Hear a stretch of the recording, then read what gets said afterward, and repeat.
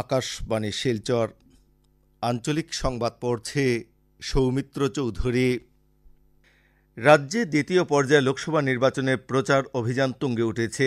দ্বিতীয় পর্যায়ে শিলচর, করিমগঞ্জ, দরং, উদালগুড়ি, ডিফু এবং নগাঁও লোকসভা আসনের জন্য আগামী শুক্রবার ভোট গ্রহণ করা হবে।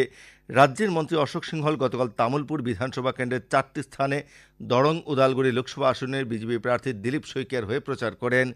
বিজেপি নেতা তথা মন্ত্রী রঞ্জিত কুমার দাস গতকাল বরপেটা লোকসভা আসনের প্রার্থী ফণীভূষণ চৌধুরীর সমর্থনে বজালের চাউলি বাড়িতে প্রচার করেন। এই আসনের কংগ্রেস প্রার্থী মীরা বরঠাকুর গতকাল চানমারি কলোনি খেলার মাঠে একটি জনসভায় অংশগ্রহণ করেন। রাজ্যে দ্বিতীয় পর্যায়ে নির্বাচনে অবতীর্ণ প্রার্থীদের মধ্যে 9 জন প্রার্থীর বিরুদ্ধে অপরাধজনিত মামলা রয়েছে।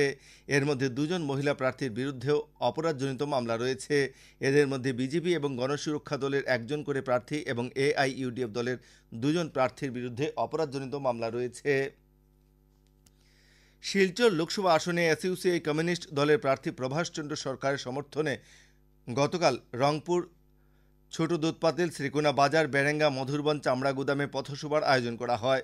পথসভায় দলীয় প্রার্থীর সমর্থনে ভবতোষ চক্রবর্তী, সুব্রত চন্দ্র নাথ, অজয় রায় প্রমুখ বক্তব্য রাখেন।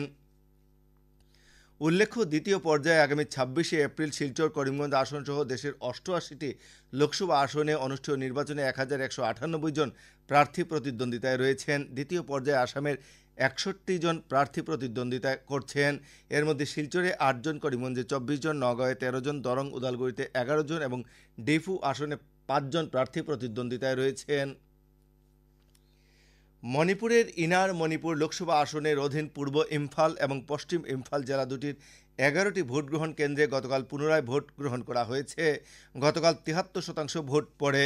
ইনার মণিপুর লোকসভা আসনের নির্বাচনী আধিকারিক জানিয়েছেন যে গত 19শে এপ্রিল লোকসভা নির্বাচনের প্রথম পর্যায়ে এই 11টি কেন্দ্রে ভোট গ্রহণের সময় কিছু বিক্ষিপ্ত ঘটনা সংঘটিত হওয়া সহ অপ্রীতিকর পরিস্থিতির সৃষ্টি হয়েছিল এবং ভোটদানের ক্ষেত্রেও অনিয়ম ধরা পড়ে। উল্লেখ্য, পূর্ব ইম্ফল জেলার 7টি এবং পশ্চিম ইম্ফল জেলার 4টি ভোট গ্রহণ কেন্দ্রে গতকাল পুনরায় ভোট গ্রহণ করা হয়েছে। রাজ্যের শিক্ষা বিভাগ প্রাথমিক বিদ্যালয়ের ছাত্রছাত্রীদের স্কুল ব্যাগের ওজন সম্পর্কে এক নির্দেশ জারি করেছে। এই নির্দেশ অনুযায়ী শিক্ষা বিভাগের সংশ্লিষ্ট আধিকারিকদের স্কুলে গিয়ে শিক্ষার্থীদের ব্যাগের ওজন পরীক্ষা করার নির্দেশ দেওয়া হয়েছে। উল্লেখ্য, প্রথম ও দ্বিতীয় শ্রেণীর জন্য স্কুল ব্যাগের ওজন 1 কিলোগ্রাম 500 গ্রাম, তৃতীয় থেকে পঞ্চম শ্রেণী পর্যন্ত 2 থেকে 3 কিলো, ষষ্ঠ থেকে সপ্তম শ্রেণীর জন্য 4 কিলো, অষ্টম ও নবম শ্রেণীর জন্য 4.5 কিলো এবং দশম শ্রেণীর স্কুল ব্যাগের ওজন 5 কিলোগ্রাম ওজন নির্ধারণ করতে বলা হয়েছে। কাছাড় জেলার নির্বাচনী আদর্শ আচরণবিধির ভারপ্রাপ্ত আধিকারিক এক বিজ্ঞপ্তিতে জানিয়েছেন যে আগামী 26শে এপ্রিল ভোট গ্রহণের 48 ঘন্টার মধ্যে মাইক, লাউডস্পিকার ব্যবহার করা যাবে না। বিজ্ঞপ্তিতে আরও বলা হয়েছে যে নির্বাচনের 48 ঘন্টার মধ্যে নির্বাচনী এলাকার বাইরের কেউ এলাকায় থাকতে পারবেন না। এছাড়া নির্বাচনী এলাকার বাইরের জনগণ ও বাহনের গতিবিধি পর্যবেক্ষণ করতে রাজনৈতিক দল, প্রার্থী ও তাদের প্রতিনিধিদের সচেষ্ট থাকতে বলা হয়েছে।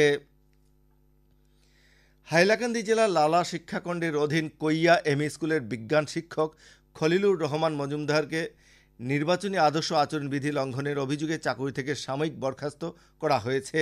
রাজ্যের প্রাথমিক শিক্ষা সঞ্চালক সুরঞ্জনা সেনাপতি গতকাল এক বিজ্ঞপ্তিতে আদর্শ আচরণবিধি লঙ্ঘনের জন্য খলিলুর রহমান মজুমদারকে চাকরি থেকে সাময়িক বরখাস্ত করেন।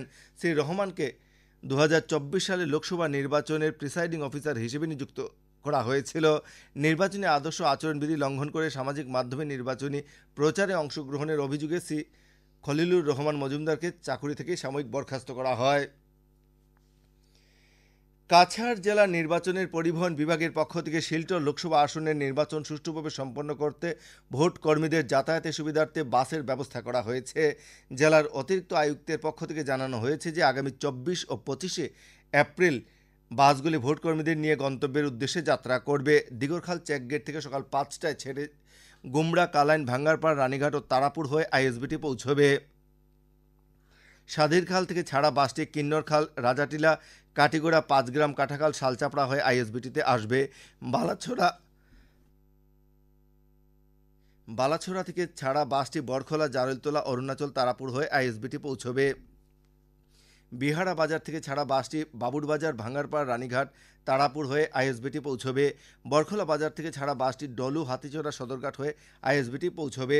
এছাড়া 24 ও 25 এপ্রিল ভোটকর্মীদের যাতায়াতের সুবিধার্থে সকাল 6টা থেকে 15 মিনিট অন্তর অন্তর শিলচর ডাকবাংলো থেকে আইএসবিটি পর্যন্ত 10টি শাটল বাস চলাচল করবে। আঞ্চলিক সংবাদ এখনকার মতো শেষ হলো। পরবর্তী আঞ্চলিক সংবাদ রাত 7টা 45 মিনিটে।